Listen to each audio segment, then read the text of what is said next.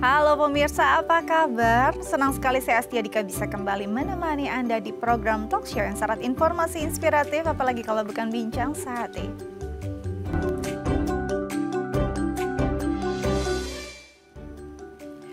Ya pemirsa, bincang sehati yang paling jadi masalah atau jadi musuh kita ketika jerawat-jerawat ini muncul adalah tampilannya yang bikin penampilan kita jadi nggak oke gitu ya.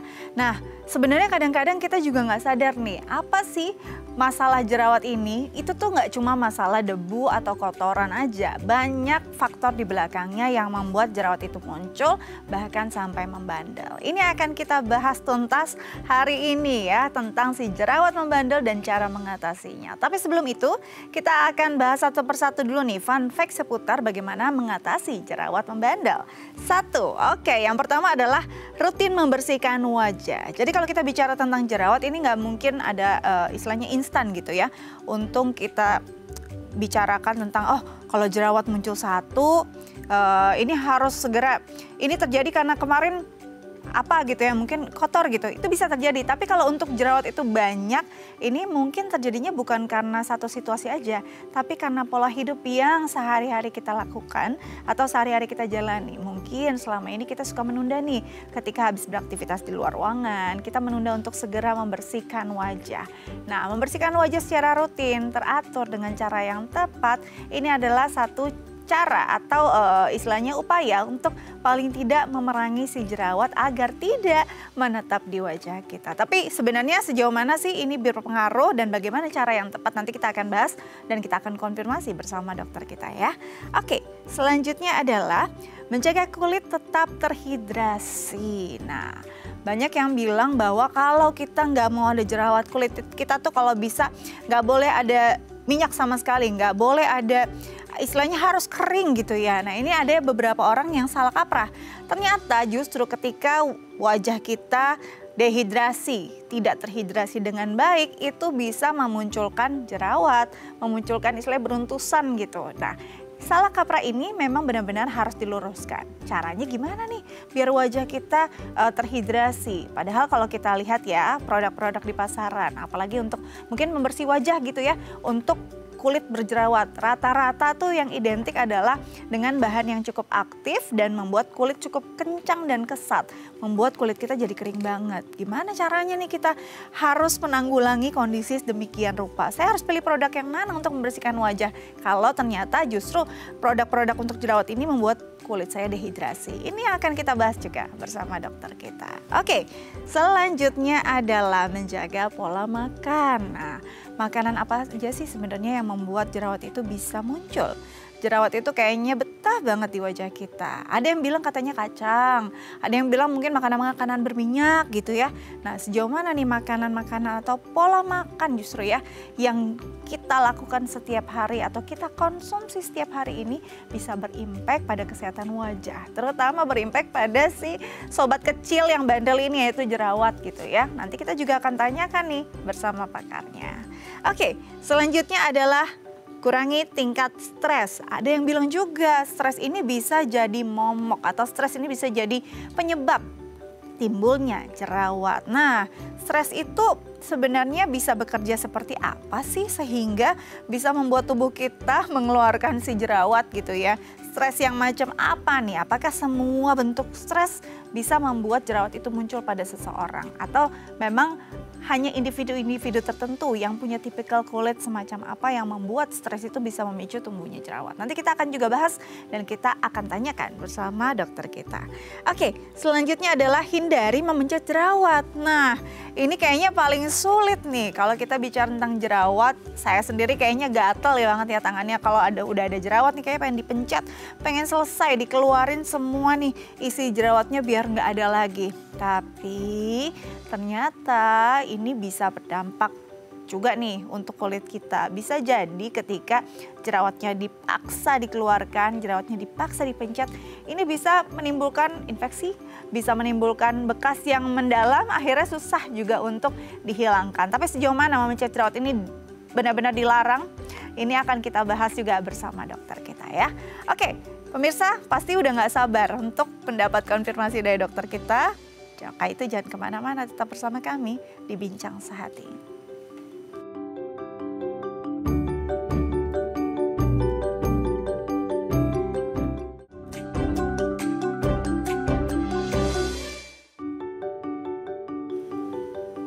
Ya pemirsa, kembali lagi bersama kami di Bincang Sehati. Masih bahas tentang jerawat nih ya. Tadi di segmen sebelumnya saya sudah menjabarkan beberapa fun fact seputar bagaimana nih mengatasi jerawat yang meradang. Dan kali ini kita akan konfirmasi bersama dokter kita. Sudah hadir bersama saya di studio, ada Dr. Rahmaniar Desianti Kuraga, SPDV, dokter spesialis kulit dan kelamin dari Brawijaya Hospital Depok. Langsung kita sapa. Halo Dr. Niar, apa kabar? Baik, Mbak. Selamat datang di Bincang Sehati. Ya, Oke, hari ini kita bahas tentang masalah kulit yang paling jadi masalah umum ya. Baik itu perempuan, kadang juga laki-laki, apalagi nih perempuan yang baru masa-masa pubertas gitu ya, biasanya muncul yaitu jerawat. Nah, sebelum kita bahas ke topik jerawat, kita bahas tuntas, kita bahas dulu nih fun fact seputar bagaimana mengatasi jerawat meradang. Oke, yang pertama ya, dokter, ini katanya membersihkan wajah dengan rutin itu bisa membantu memerangi radang pada jerawat. Sebenarnya benar atau enggak, dan membersihkan yang seperti apa? Apakah kalau seringan dibersihkan tuh baik juga atau enggak? Baik. Untuk tahap pertama untuk menangani jerawat, memang cleansing itu paling penting ya Mbak ya. Jadi kalau misalkan kita lagi banyak jerawat, bahkan kulit yang tidak berjerawat pun kita harus sering-sering membersihkan wajah. Yang paling utama adalah cuci muka dengan menggunakan sabun muka. Jadi minimal 2 kali sehari, pagi dan sore saat mandi kita mencuci wajah kita dengan air dan sabun. Seperti itu. Kalau misalkan kulitnya berjerawat atau ada aktivitas di luar seperti bekerja atau ke sekolah. Apalagi di outdoor ya? Ya, di outdoor. Kalau bisa sih memang 2-3 kali sehari. Karena makin banyak produksi minyak atau keringat dan keringat polusi menumpuk di wajah itu dapat menyebabkan jerawat timbul lebih banyak gitu. Dan terutama kalau memang pekerjaan kita yang membutuhkan make up yang tebal. Itu harus menggunakan double cleansing juga. Jadi memang pembersih wajah dan cleansing itu memang wajib terutama untuk penderita jerawat. Oke, jadi apalagi kalau kita bermake up tebal gitu ya, full coverage lagi ya, memang benar-benar harus double cleansing. Nah, dok, tadi kan memang ini bukan cuma membersihkan ketika jerawatan aja gitu ya, ini harus jadi pola yang tiap hari dilakukan gitu. Kalau paling minimal ada tadi 2 kali sehari, pas mandi lah ya, gitu ya. Nah, setelah itu memang kalau berjerawat memang kalau perlu, apalagi dia menggunakan makeup, ada double cleansing. Nah kadang-kadang nih mungkin kita pulang malam gitu ya dok ya, lelah gitu, kita nggak make upan sih, tapi kita misalnya pakai micellar water aja gitu, tanpa mencuci muka dengan sabun lagi, itu sebenarnya aman nggak sih? Jadi kalau sebenarnya daripada tidak membersihkan wajah sama sekali masih oke. Tapi memang yang paling bagus pembersih itu adalah cuci muka. Jadi, air ya? Betul, air dan sabun. Itu memang membersihkan dia debunya luruh, minyaknya juga luruh gitu. Kalau misalkan memang malam sampai tidak bisa udah kecapean gitu ya Mbak ya, kalau bisa sih memang cuci muka. Tapi dibandingkan tidak sama sekali nih ya, micellar water pun oke. Iya, soalnya kadang-kadang kalau udah ngantuk kena air suka jadinya melek lagi gitu ya. Kadang-kadang aduh udah malam banget ya pakai micellar water. Jadi nggak apa-apa, lebih baik daripada tidak sama sekali. Tapi dianjurkan memang dibersihkan secara lengkap gitu ya. Mau double cleansing, setelah itu memang dengan sabun dan air yang mengalir, karena itu debu-debunya akan luruh. Oke, selanjutnya adalah benar nggak sih dok, kalau kita mengatasi kulit yang berjerawat itu kita harus memastikan kulit kita tuh terhidrasi. Nah kadang-kadang yang jadi mindsetnya adalah kalau yang berjerawat itu kan rata-rata memang kulitnya berminyak biasanya gitu ya. Nah sebisa mungkin kulit harus benar-benar keset kering gitu ya, harus benar-benar nggak boleh ada kelembapan yang tersisa. Padahal sebenarnya kelembapan itu penting banget nggak sih buat wajah kita kan ya dok ya. Jadi sebenarnya kulit yang terhidrasi itu seberapa penting untuk menjaga keseimbangan wajah, kulit wajah agar tidak timbul si jerawat. Baik. Jadi kalau misalkan jerawat itu memang faktor resiko yang utama adalah kulit yang berminyak. Kulit yang berminyak sehingga dia menyebabkan timbul jerawat. Tapi kulit yang tidak terhidrasi juga tidak baik. Karena kalau misalkan dia timbul jerawat tapi kulitnya kering dan kulitnya kering kurang nutrisi, itu penyembuhannya lama. Jadi bisa jadi lebih bernanah dan penyembuhannya itu malah lebih banyak bopeng atau scar, jerawat seperti itu. Tapi memang nggak dipungkiri pengobatan untuk jerawat, bahkan untuk cuci muka sering-sering itu kan bikin wajah jadi lebih kering, betul. ya. Dan obat-obat jerawat biasanya yang formulasi dokter itu membuat kulit jadi semakin kering. Betul. Oleh karena itu memang harus ada tambahan moisturizer yang base-nya lebih ke air atau watery. Seperti itu. Atau yang berbentuk gel ya, biasanya dia tuh pakai di daerah-daerah yang biasanya kering dan sifatnya itu tidak berminyak gitu. Karena memang base-nya tuh air atau watery. Jadi pemilihan si pembersih wajah ini juga perlu diperhitungkan ya. Apalagi biasanya memang kalau kita lihat produk-produk di pasaran menghilangkan minyak sampai ke akarnya. Itu biasanya abis itu muka kita kayak ketarik gitu kan ya dok ya. Dan itu otomatis dipastikan muka kita tuh tidak terhidrasi dengan baik. Jadi sebisa mungkin sebenarnya kalau bisa yang water based dan no fragrance juga ya. Nah itu penting juga karena kebanyakan kandungan justru membuat banyak banget masalahnya lagi nanti untuk si jerawat makin bandel lagi gitu ya. Jadi benar-benar pemilihannya harus tepat nih pemirsa. Yang selanjutnya adalah pola makan nih dok. Pola makan tuh sebenarnya punya impact sebesar apa sih pada jerawat? Kadang-kadang katanya ada yang bilang makan kacang, yang minyak gitu ya, ini bisa membuat si jerawat makin bandel. Memang sebegitu besarnya ya impact dari si pola makan dan makanan yang kita konsumsi terhadap jerawat kita? Baik, untuk pola makan sendiri, sebenarnya kalau untuk jerawat itu kan multifaktorial ya, faktornya dari polusi, genetik, hormonal, dan makanan merupakan faktor resiko yang agak-agak terakhir ya. Jadi kalau misalkan jerawatnya memang cukup jumlahnya cukup banyak, makanan diet pola makan juga baik. Nah, makanan yang seperti apa yang memang harus dihindari pada orang yang memang berjerawat? Yang pertama, makanan dengan indeks glikemik tinggi. Ya. Contohnya tuh? Contohnya yang simple sugar kayak makanan jajanan pasar. Ya. Terus nasi putih juga dibilang indeks glikemiknya lebih tinggi dibandingkan nasi merah atau nasi coklat seperti itu. Lalu produk dairy. Produk dairy itu juga berpengaruh, tapi memang dari penelitiannya skim milk itu lebih beresiko menimbulkan jerawat seperti itu. Jadi tidak semua produk dairy ya yang menyebabkan timbulnya jerawat, tapi yang bentuknya biasanya skim milk atau yang makanan dengan indeks glikemik tinggi.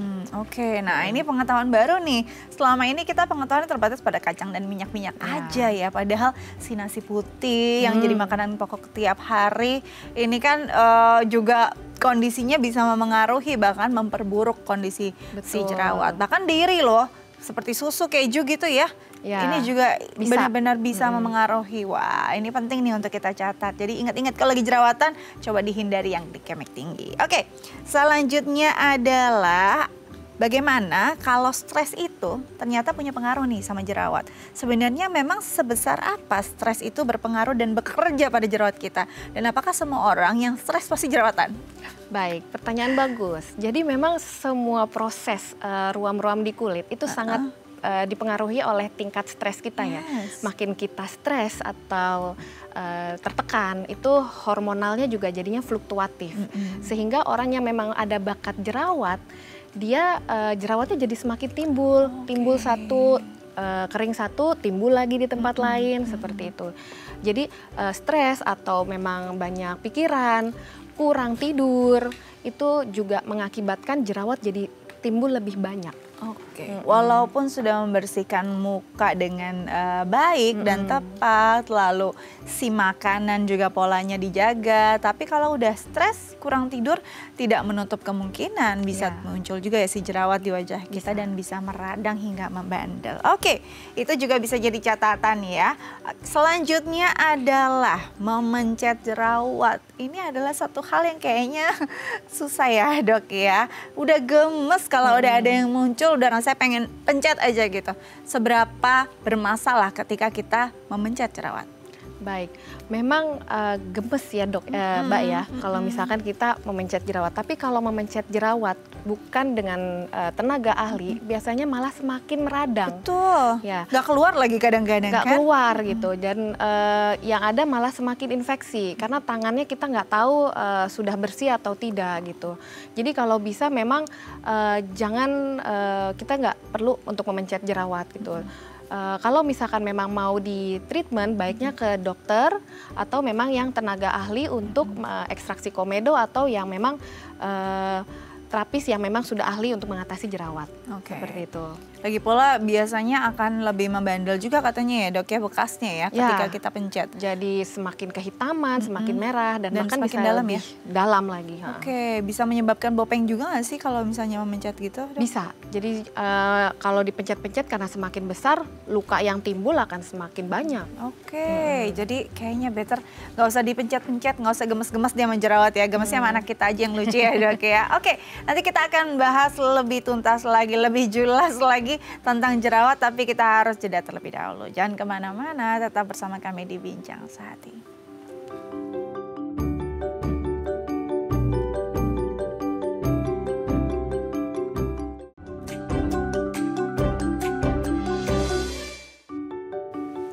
Ya pemirsa, kembali lagi bersama kami di Bincang Sehati, masih membahas tentang jerawat. Kita kupas tuntas nih hari ini. Nah, bagi pemirsa di rumah yang mungkin punya pertanyaan terkait jerawat, mungkin yang sekarang lagi bingung gitu ya dengan jerawat membandelnya gitu, bisa menelpon kami untuk langsung berdiskusi dengan dokter kita di line telepon kami di 021 290 32644 atau DM ke Instagram kami di @theifamily. Kita lanjut lagi bersama dokter kita, ada Dr. Rahmaniarde Sianti Kuraga SPDV, dokter spesialis kulit dan kelamin dari Brawijaya Hospital Depok. Oke dokter, sekarang kita mulai dari awal nih. Kita kenal lebih dekat dengan si jerawat ya, walaupun bandel coba kita kenali. Nah, sebenarnya jerawat itu apa sih dok?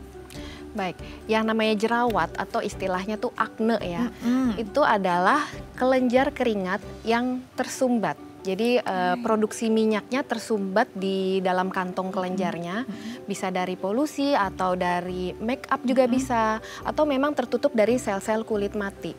Nah lama-lama dia dapat meradang dan kalau misalkan pecah dia bisa terinfeksi. Nah itulah yang disebut jerawat. Jadi sebenarnya jerawat itu ada di mana? Kalau kita kan awamnya ada di kulit gitu ya, sebenarnya ada di lumbung-lumbung minyak itu tadi. Betul. Ya, tersumbat. Folikel ini tersumbat, bisa sumbatannya macam-macam masalahnya nih, dari debu, polusi, bahkan mungkin ya tadi si minyak sendiri yang dihasilkan oleh wajah kita sendiri gitu ya. Oke, dok, kalau kita bicara tentang jerawat ini kan pastinya nggak cuma satu macam, karena kalau kita lihat jenisnya ya secara ini aja, secara awam kita lihat dari wajah orang yang berjerawat ini kan beda-beda bentuknya, beda-beda jenisnya. Jenisnya ini dibedakan secara apa dok? Apakah tingkat keparahannya atau faktor penyebabnya? Baik. Memang ada berbagai macam ya kita menyebutkan variasi jerawat. Yang pertama kalau memang jerawatnya itu komedo, itu berarti memang yang disebut dengan jerawat yang kita ketahui pada umumnya. Jerawat yang disebabkan hormonal atau semacamnya. Ada yang dari ringan, sedang, dan berat. Itu dari keparahannya. Dilihat dari jumlahnya dan bentuknya. Ada yang cuman kayak jerawat batu, atau jerawat yang bisul, atau jerawat yang sampai bisul besar bernanah. Nah itu dari kecil ke berat. Namun memang ada beberapa tipe jerawat yang tidak disebabkan oleh hormonal, tapi bisa juga disebabkan oleh obat-obatan atau infeksi jamur.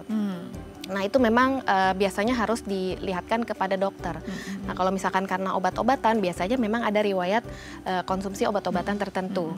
Kalau karena jamur biasanya munculnya tuh memang di daerah yang tertutup baju ya, daerah punggung atau daerah dada. Dan keseringannya kalau jerawat karena jamur lebih gatal.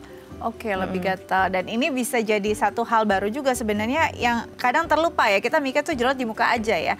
Jerawat tuh ada di bagian-bagian tubuh yang lain karena namanya juga ditutupi kulit yang memang ada si lumbung minyak tadi ya, bisa aja ada sumbatan di sana. Berarti tergantung dari faktor penyebabnya hingga tingkat keparahannya. Ini berarti penanganan beda-beda ya. Nah, yang jadi masalah orang di Indonesia khususnya pukul rata gitu, pukul rata untuk masalah jerawat. Semuanya pokoknya masalah jerawat itu terjadi karena si minyak berlebih. Berarti kan minyaknya yang harus dihilangkan. Itu yang jadi mindset banyak orang. Sebenarnya ini adalah suatu hal yang salah kaprah nggak sih dok selama ini? Ya, kalau misalkan minyak berlebih benar ya, tapi proses kenapa bisa jadi timbul jerawat itu sebenarnya prosesnya akumulasi ya. Jadi nggak cuman penyebabnya faktor karena kita kolesterol tinggi, nggak begitu. Tapi memang yang paling utama itu antara genetik, hormonal, dan faktor lingkungan. Biasanya tiga faktor tersebut yang mempengaruhi timbulnya jerawat. Oke, jadi faktornya macam-macam. Tadi genetik, hormonal, dan faktor lingkungan. Kita bahas yang genetik dulu. Sebesar apa? Berapa persen genetik ini bisa menurunkan pada mungkin generasi berikutnya? Misalnya orang tuanya jerawatan, anaknya udah pasti jerawatan. Berapa persen sih kemungkinan itu? Kalau untuk dilihat berapa persen, kemungkinan dia tidak seperti kayak alergi ya. Orang tuanya asma, kemungkinan besar 70-80% itu anaknya menderita alergi juga asma gitu. Kalau jerawat itu kemungkinan ya 50-50 ya, 50%-50%. Bisa aja anaknya nggak jerawatan seperti orang tuanya seperti itu. Tapi memang kalau misalkan remaja itu dari usia 15 sampai bisa prolong sampai 29 tahun itu jerawat karena hormonal itu masih ada. Jadi bisa jadi justru tidak diturunkan serta-merta begitu saja, bahkan bisa jadi jenis kulitnya beda gitu ya. Betul. Nah itu yang harus jadi perhatian kita juga, nggak serta-merta seperti alergi atau asma yang diturunkan langsung gitu ya. Jadi jerawat ini sebenarnya berkaitan juga dengan pola hidup seseorang. Ya kan, misalkan kita ngelihat orang tua kita jerawatan, saya nggak mau nih kayak mama atau kayak papa. Bisa berarti diubah ketika dia mengubah pola hidupnya dengan baik gitu ya dok ya? Nah kalau bicara tentang tadi si minyak berlebih, berarti memang apa yang harus dilakukan? Cuci muka sesering mungkinkah agar si jerawat nggak timbul? Memungkinkan tidak ketika kita tahu muka kita tuh berminyak banget, ini kayaknya udah pasti jerawatan? Atau sebenarnya nggak semua orang yang kulitnya berminyak pasti jerawatan? Tidak semua orang yang dengan produksi minyak berlebih itu berjerawat ya, karena tidak semua orang fluktuasi hormonnya tinggi. Jadi memang fluktuasi hormonal itu bisa dipengaruhi oleh genetik yang akhirnya menimbulkan jerawatnya berlebih seperti itu. Tapi memang nggak dipungkiri kalau misalkan sudah banyak jerawat, yang paling utama adalah membersihkan muka secara teratur, itu dapat mengurangi timbulnya jerawat-jerawat yang baru. Dan cleansing tambahan lainnya juga dapat mengurangi timbulnya jerawat yang baru. Jadi tidak menutup kemungkinan memang kalau muka berminyak itu punya potensi lebih besar terhadap jerawat, tapi tidak melulu seperti itu ya dok ya. Selama membersihkannya baik, walaupun minyaknya berlebih, seenggaknya ya si jerawatnya nggak muncul banyak-banyak gitu. Tadi faktor genetik dan memang bawaan dari si kulit. Nah, kalau bicara tentang faktor lainnya, tadi kan dokter juga bilang tentang lingkungan gitu ya dok ya. Lingkungan yang kayak apa sih yang bisa menimbulkan jerawat? Lingkungan toksik kah? Akhirnya kita stres gitu atau gimana? Baik, yang pertama yang pasti kita ketahui lingkungan kalau misalkan kita ke sekolah atau ke bekerja, apalagi kita naik kendaraan umum atau naik motor, itu kan banyak debu-debu yang akhirnya nempel. Nah itu salah satu faktor lingkungan yang harus kita atasi dengan baik. Jadi pas sampai di kantor atau di sekolah cukup pakai micellar water atau pembersih yang tanpa air pun bisa. Nanti kalau sudah sore pas sudah sampai rumah boleh cuci muka kembali. Itu faktor lingkungan yang kedua kalau memang pekerjaannya yang membutuhkan make up yang tebal. Jadi adalah ya seperti pekerjaan yang membutuhkan make up yang pramugari. Ya, yang harus on terus. Nah, itu jadi setelah acara atau setelah eventnya selesai dibersihkan dulu. Jadi kulitnya bernafas dulu. Nanti kalau misalkan ada bekerja kembali pakai make up lagi, jadinya memang agak boros make upnya ya, tapi itu membuat kulitnya menjadi lebih sehat. Oke, jadi memang harus dilihat juga nih lingkungannya tuh kayak tadi sebenarnya bukan cuma lingkungan banyak mungkin polusinya gitu ya. Walaupun lingkungannya bersih, tapi kalau memaksa kita untuk menggunakan sesuatu di wajah dalam jangka waktu yang cukup panjang, ini memang perlu diperhatikan agar si kulit juga bisa bernafas gitu ya, harus disayangi. Baik, nah Dok, biasanya kalau kita lihat kan ini mulai jerawat ketika mulai puber gitu ya. Bahkan kadang-kadang kalau misalnya usianya udah lanjut aja gitu, mungkin yang nggak lanjut-lanjut banget ya 30 ke atas masih jerawatan lumayan banyak. Masih puber ya, suka digodain kayak gitu ya. Nah kenapa sih proses puber gini, fase ini bisa menimbulkan jerawat lebih banyak? Baik, memang kalau jerawat akibat hormonal itu dipengaruhi dari faktor hormonal yang ada. Jadi waktu dari puber, katakan dari usia 12 tahun aja itu masih sudah bisa muncul jerawat ya. Dia tidak serta-merta usia 20 sampai 25 tahun berhenti, tapi dia bisa prolong sampai usia 35 ke atas. 35 lah, biasanya kalau udah di atas 40 tuh udah agak jarang. Jadi dibilang padahal udah nggak fase remaja lagi nih, tapi sebenarnya akne yang diakibatkan hormonal itu berlangsung sampai usia 30-an bisa. Oke, jadi memang kalau kita bicara tentang jerawat dan hormonal nggak cuma si remaja aja ya, fase pubertas yang menyebabkan adanya jerawat. Ini bisa terjadi lumayan panjang tadi ya, Dok, sampai 30-an gitu ya. Selama si masalah hormonnya juga belum beres gitu kan, kita nggak tahu juga kondisinya. Oke, Dok, kita bahas lagi nih tentang makanan. Tadi sebenarnya kita udah bahas tentang makanan juga. Tapi sejauh mana sih kan yang paling sering itu dikatakan kacang, minyak, dan ternyata tadi ada tambahan lagi bahwa yang glikemik tinggi ini justru punya pengaruh lebih besar.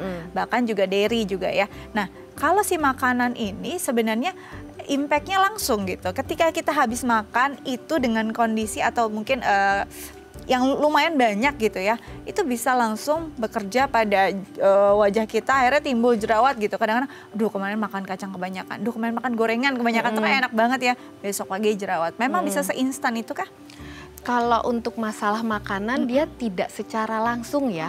Ya, jadi kalau kita makan seperti misalkan makan yang indeks glikemik tinggi, nasi ya, atau makan yang kayak jajan pasar, lontong seperti itu, tidak secara langsung ya. Sebenarnya dietnya kalau jerawatnya masih ringan-ringan aja sih nggak masalah ya, tetap dilanjutkan saja gitu. Tapi ya memang lebih harus diperhatikan yang jerawatnya cenderung agak banyak, ada bentuknya kayak bisul. Nah itu boleh agak direm, harus ada pola diet yang baik gitu. Nah tapi memang perlu dipastikan bahwa makanan itu tidak secara langsung ya. Faktornya paling menyumbang sekitar ya 20% dari proses timbulnya jerawat seperti itu. Oke, jadi nggak langsung instan. Kemarin makan kacang banyak, gorengan banyak, atau glikemik yang tinggi secara banyak berlebihan, ini besoknya langsung jerawat. Nah, kalau ini menahun, jadi pola hidup yang terus-menerus bisa jadi justru jerawatnya bukan muncul 1 biji, 2 biji gitu ya, bisa banyak banget dan membandel gitu. Oke, nanti kita bahas lagi, bahkan kita mungkin harus tanya nih sama dokter. Kadang-kadang kita nggak tahu, semuanya kita bilang jerawat aja gitu ya. Dalam arti kata jerawat ini karena apa, kita nggak tahu. Sebenarnya sifat-sifat jerawat yang bisa menjadi ciri khas jerawat berdasarkan faktornya dan berdasarkan tingkat keparahannya tuh kayak gimana? Bisa nggak sih kita teliti secara sederhana? Nanti kita bahas, tapi kita harus jeda terlebih dahulu. Jangan kemana-mana, tetap bersama kami di Bincang Sehati.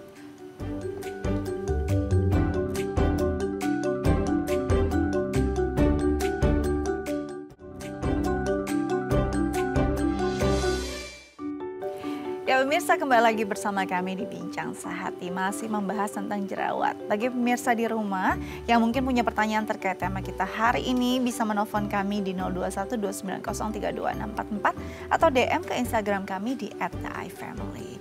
Kita lanjut lagi bersama dokter kita, Dr. Rahmaniar Desianti Kuraga, SPDV, dokter spesialis kulit dan kelamin dari Brawijaya Hospital Depok. Oke, Dok, kalau kita bicara jerawat pukul rata biasanya ya, jerawat itu karena kuman gitu, karena minyak gitu. Padahal sebenarnya jerawat itu kan macam-macam variannya. Bisa nggak sih kita mengenali dari cuma lihat bentuk fisiknya aja?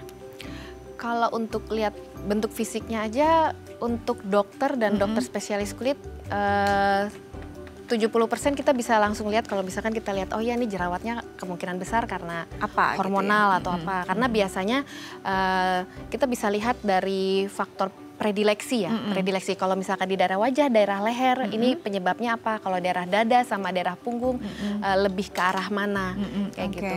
Tapi pun kalau misalkan orang dengan non medis yang sudah banyak membaca buku tentang akne, jerawat, bisa juga mempelajari.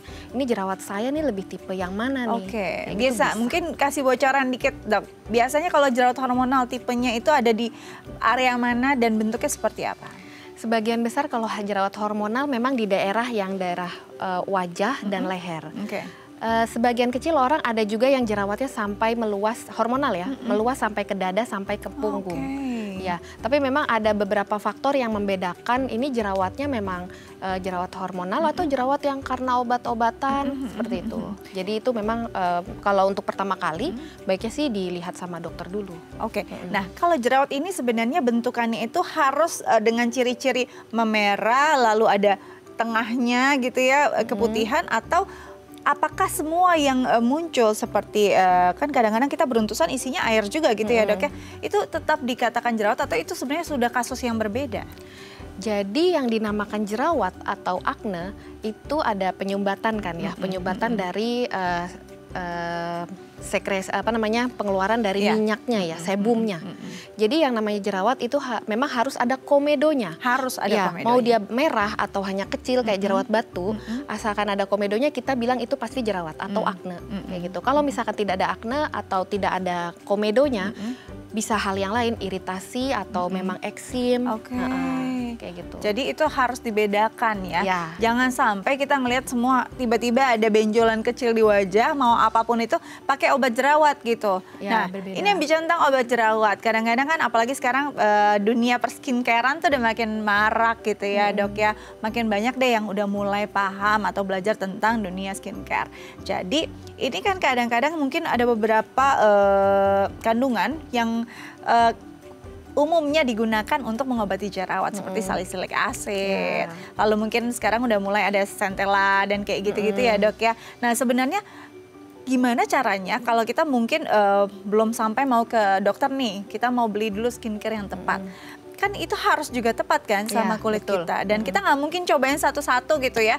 Nah, apa yang bisa kita jadikan acuan untuk mengambil keputusan mana nih produk yang tepat untuk saya gunakan untuk jerawat saya? Baik, yang pertama kali perlu dilihat kalau misalkan memang jerawatan, produk dengan kandungan yang baik untuk mengurangi jerawat itu yang pertama salicylic acid. Jadi cari produk yang biasanya facial wash ya atau sabun muka, dilihat aja ingredients-nya nih. Ada salicylic acid-nya, berarti memang benar nih untuk acne prone. Yang kedua itu yang sudah ada banyak studinya itu adalah tea tree oil. Biasanya itu yang produknya jadinya agak sedikit kehijauan. Kayak gitu. Pilihlah serum atau produk pelembab atau facial wash yang mengandung tea tree oil. Biasanya itu juga bagus. Dua itu ya utama ya. Kalau misalkan yang lainnya seperti vitamin C bisa juga untuk memperbaiki bekasnya ya biasanya. Kalau untuk bekasnya sih banyak ya. Niacinamide seperti itu juga bagus untuk mengurangi flek-flek kehitaman akibat jerawat. Tapi hati-hati kalau misalkan banyak orang aduh jerawatnya nggak hilang-hilang, akhirnya dia pilih banyak serum macam-macam. Nah itu hati-hati kalau semua lagi zatnya ya. Ya, khawatirnya jadi iritasi karena produk-produk tersebut. Itu jadinya jerawatnya malah nggak turun-turun. Makin banyak. Iya.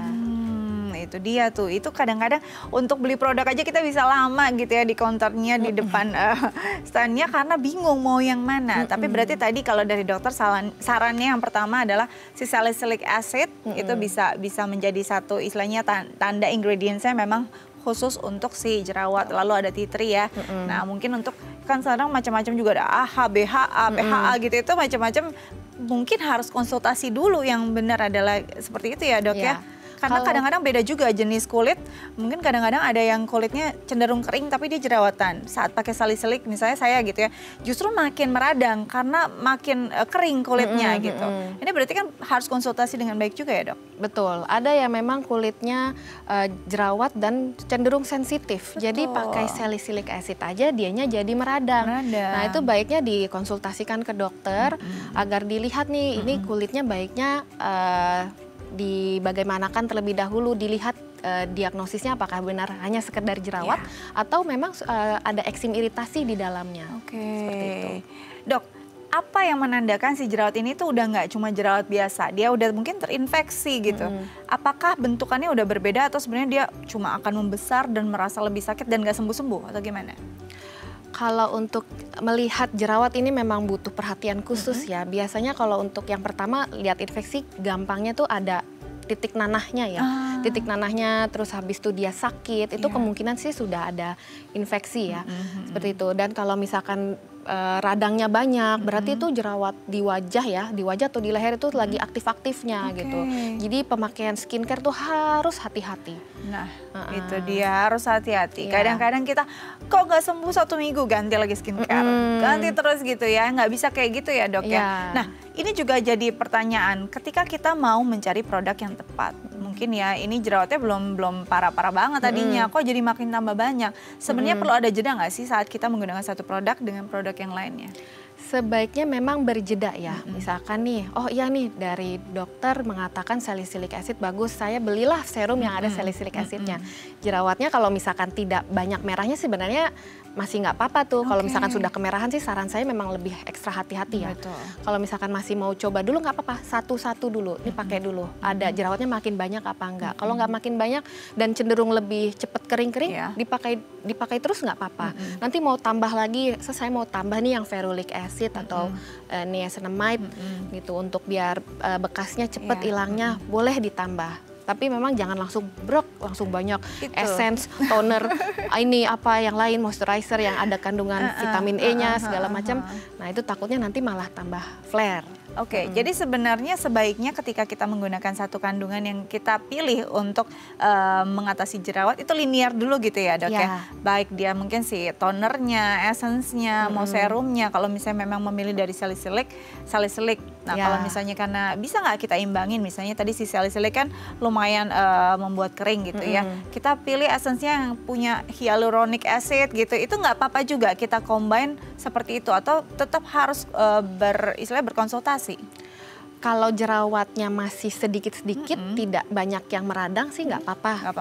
Hyaluronic acid sebenarnya dia untuk menghidrasi kulit ya. Betul. Nah, untuk kulit yang jerawat pilihlah hyaluronic acid yang base-nya tuh watery ya. Tetap ya. Walaupun sebagian besar hyaluronic acid tuh kadar moisturizer-nya cukup kuat ya, biasanya kadarnya kental gitu. Tapi nggak apa-apa, mungkin ada produk yang memang lebih watery. Karena hyaluronic acid sebenarnya bagus untuk menghidrasi kulit. Jadi kalau digabung sama salicylic acid sih sebenarnya aman gitu ya. Ya. Nah itu tadi sekarang ini kan kita kalau ngeliat orang yang pakai skincare juga udah berlapis-lapis ya, udah kayak artis Korea gitu lah ya dok ya.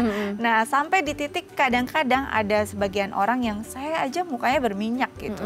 Saya nggak mau dong pakai moisturizer. Sebenarnya seberapa penting si moisturizer ini harus digunakan terutama untuk orang yang punya kulit berjerawat? Baik, jadi memang harus dilihat ya, wajah itu sebenarnya kombinasi.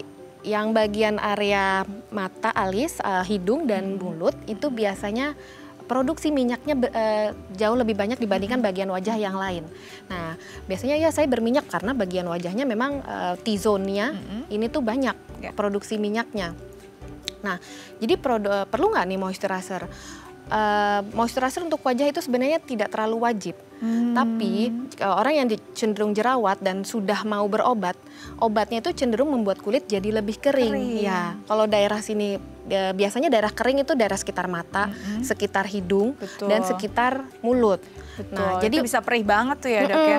Moisturizernya nggak perlu sampai satu wajah, cukup di bagian yang memang kering-kering saja. Gitu. Jadi nggak sampai satu wajah dipakai. Dan bisa dipilih moisturizer kan banyak ya macamnya ya. Dari base-nya gel, gel dan krim ya biasanya itu warnanya tuh agak putih bening, dan bening dan putih dan agak jelly, itu watery. Atau yang benar-benar putih yang kental. Nah, pilihnya tuh memang cenderungnya yang agak gel ya. Jadi kalau dipakai dia nggak menimbulkan rasa-rasa berminyak berlebih. Betul.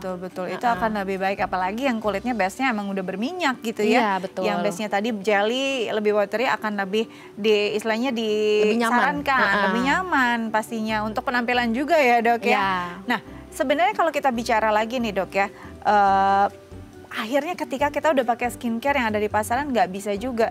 Berarti kan kita harus ke dokter, spesialis gitu. Biasanya tahapannya yang akan dilakukan apa, Dok? Apakah cuma obat-obatan luar saja? Apa memang sebenarnya ada metabolisme tubuh yang harus dibetulkan juga nih, harus diperbaiki gitu ya? Akhirnya harus menggunakan obat yang secara oral juga. Baik, biasanya kalau misalkan memang jerawat membandel dan akhirnya butuh penanganan dokter ahli, biasanya kita lihat dulu nih penyebabnya apa, skincare yang sudah dipakai apa saja. Kalau misalkan banyak, biasanya dokter menyarankan jangan pakai banyak-banyak. Kadang dokter akan menyarankan pakai produk yang memang untuk jerawat, make up atau segala macam kalau bisa diminimalisir. Seperti itu yang untuk perawatan di rumah. Biasanya kalau misalkan memang banyak jerawatnya dan banyak yang kemerahan atau bisulnya mateng ya biasanya, dokter akan menyarankan untuk melakukan tindakan kayak ekstraksi komedo, suntik jerawat, untuk jadi yang bisul-bisul tuh cepat keringnya gitu.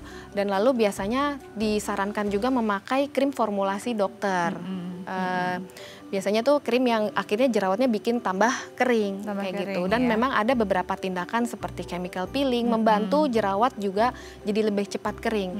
Jadi kita mengontrol kalau misalkan ada jerawat baru yang timbul, cepat keringnya, nggak sampai bisul atau bernanah sehingga skar atau bekas jerawatnya pun nggak berlebih.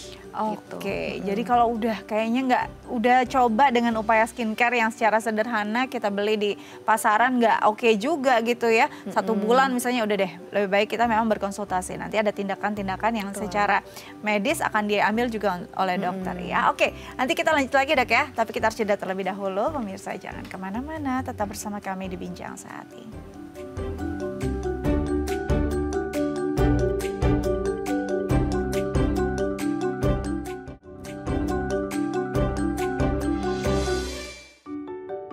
Oke, kembali lagi bersama kami di Bincang Sehati. Masih bersama kita nih Dokter Imaniar, Dokter Niar gitu ya, dari Brawijaya Hospital Depok. Oke, Dok, ini bicara tadi skincare, terus obat gitu ya, ada tindakan-tindakan juga sebenarnya yang bisa dilakukan gitu. Nah, kalau kita bicara tentang tadi terpotong belum terjawab nih, obat secara oral, sebenarnya butuhkan nggak sih untuk kondisi kulit berjerawat? Baik, biasanya pertimbangan obat minum untuk konsumsi obat oral untuk pasien jerawat, kita pertimbangkan nih kalau misalkan tindakan treatment atau pemakaian skincare itu tidak berpengaruh, jadi jerawatnya masih timbul-timbul dan cenderung sedang ke berat. Nah, biasanya kita pertimbangkan untuk pemberian obat minum. Jadi ada bermacam-macam nih obat minum juga, ada obat minum yang dari yang ringan sampai yang berat. Oke, jadi memang ini perlu dijelaskan dan kita perlu bertanya ya, jangan asal yang penting minum obat gitu ya. Nah, harus dilihat juga karena kadang-kadang obat-obat tersebut perlu ada mungkin kandungan-kandungan lain untuk pelengkapnya ya. Kalau terlalu keras berarti harus ada lebih terhidrasi dan segala macam. Oke, setelah berjerawat, jerawatnya mungkin lumayan kering dan sembuh gitu. Bekasnya kan masih ada nih Dok. Ini kadang-kadang bekasnya nggak cuma kehitaman, bahkan mungkin jadi bopeng-bopeng atau jadi istilahnya lebih teksturnya nggak oke gitu ya. Nah, kadang-kadang kita tuh bingung ketika bagian tertentu jerawatnya sudah hilang dan menghitam gitu ya, meninggalkan noda, tapi di jerawat lain masih aktif gitu. Apa yang harus dilakukan? Apakah per area atau boleh dikombinasi semua? Kadang-kadang ada pakai vitamin C juga, niacinamide juga biar cepat hilang. Tapi kan itu ternyata berimpact untuk yang masih meradang gitu. Gimana nih Dok?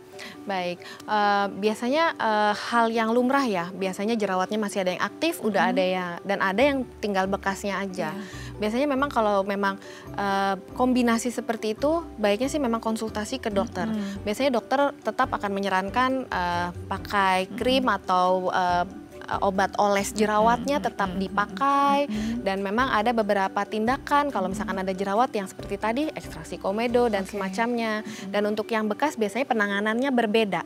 Kalau misalkan jerawatnya sebagian besar wajahnya itu jerawatnya banyak yang kemerahan, biasanya kita fokus untuk penanganan jerawatnya terlebih dahulu, bukan dari bekasnya. Bekasnya nanti dulu deh ya, karena si jerawatnya masih aktif gitu ya. Istilahnya yang jadi masalah utama kan si jerawat, bekasnya nanti dulu. Harus sabar dulu ya. Makanya Betul. kadang-kadang ada yang udah nggak sabar, wah udah tinggal item-itemnya sih walaupun masih ada yang ini, kok tiba-tiba jadi banyak lagi jerawatnya. Iya betul, karena nanti jerawat yang banyak itu, yang kemerahan tersebut nanti lama-lama menghitam juga. Jadi kalau kita fokus yang bekas yang udah ada, nanti jerawat yang baru bekas lagi, Yes, sayang betul, jadinya. Betul. Oke, itu kan tadi jerawat di wajah gitu ya. Nih kita beralih ke yang tubuh nih. Kan kadang-kadang kita bingung ya, atau mungkin sebenarnya kurang peduli juga kalau yang ada di tubuh. Apalagi selama ini kan kita menggunakan pastinya kalau sabun yang ada di tubuh, deterjen lebih banyak, busanya lebih banyak. Nah sebenarnya perlu nggak sih sabun khusus atau mungkin memang harus ada obat khusus dan berbeda dengan yang di wajah ketika itu munculnya di bagian tubuh yang tertutup? Baik, rata-rata kalau untuk jerawat di tubuh atau di dada dan punggung, penanganannya juga sama. Kalau misalkan ada komedo sih baiknya sih dikeluarkan juga. Cuman memang agak jarang ya, karena bagian badan itu kan tertutup ya. Jadi penanganannya bisa lebih higienitasnya lebih baik, mandi 2 kali sehari, ganti baju tiap kali mandi, itu hal yang paling dasar seperti itu. Tapi kalau misalkan memang jerawatnya membandel, ada biasanya beberapa obat oles atau krim yang digunakan untuk perawatan jerawat badan. Seperti itu. Jadi yang beda nih beda lagi nih ya. Walaupun sebenarnya bisa nggak sih digunain terus mungkin si tea tree atau salicylic acid kita taruh di mungkin tubuh kita yang ada jerawatnya, bisa berguna nggak? Bisa. Bisa. Tapi memang jadinya penggunaan produknya jadi lebih banyak ya. Dan memang nggak dipungkirin ke kulit wajah itu agak lebih tipis dibandingkan kulit badan. Jadi di wajah nih efeknya lebih cepat nih. Pemakaian sabun atau pemakaian obat oles dari dokter cepat keringnya. Tapi pas di jerawat di badan itu agak lebih lama karena memang ketebalannya lebih tebal. Jadi memang ya namanya beda ya, beda teksturnya, beda ketebalannya, penanganan juga pasti beda gitu ya. Berarti ini memang benar-benar kita pikirkan baik-baik, jangan sampai penanganannya salah. Akhirnya yang tadinya mau memperbaiki jadi memperburuk dan makin parah lagi gitu ya dok ya. Betul. Dan ini yang harus benar-benar kita pikirkan agar jerawat kita nggak bandel, bisa diajak kompromi deh, cepet hilang deh dari wajah kita gitu ya. Thank you dokter. Hari ini banyak banget nih pelajaran yang bisa kita ambil gitu ya, dan kita bisa jadi catatan juga nih tips-tips dari dokter gimana caranya paling tidak kenal dulu sama jerawatnya, benar-benar paham juga untuk bagaimana menangani dia. Jangan sampai juga nanti akhirnya apa yang kita lakukan memperburuk kondisinya. Thank you dokter, tetap jaga kesehatan. Semoga terus bisa main ke Bincang Sehati dan bisa berbagi untuk pemirsa di rumah. Pemirsa, sekian Bincang Sehati hari ini. Semoga setelah ini yang punya masalah jerawat bisa langsung konsultasi ya dengan dokter Anda, dan ini bisa membuat Anda makin mengerti tentang jerawat Anda dan jerawat Anda segera hilang dari wajah dan gak bandel-bandel lagi. Saya Astia Dika pamit undur diri. Sampai jumpa.